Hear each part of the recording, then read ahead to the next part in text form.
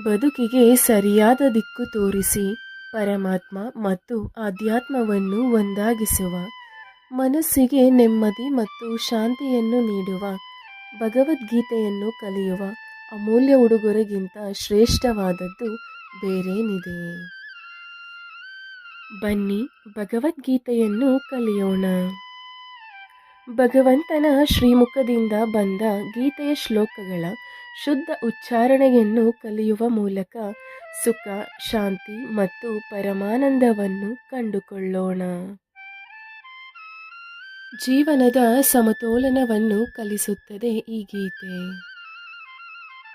ಸತ್ಯವನ್ನು ಮಾತನಾಡಿ, ಪ್ರೀತಿಯಿಂದ ಮಾತನಾಡಿ, ಒಳ್ಳೆಯದನ್ನು ಮಾತನಾಡಿ, ಇತರರಿಗೆ ನೋವುಂಟು ಮಾಡುವ ಯಾವುದನ್ನು ಹೇಳಬೇಡಿ.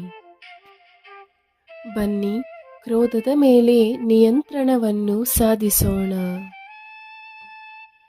ಕೇವಲ ಗೀತೆಯನ್ನು ಕೇಳುವುದರಿಂದ ಒಬ್ಬರು ಪರಮೋನ್ನತ ಸ್ಥಾನವನ್ನು ಪಡೆಯುತ್ತಾರೆ.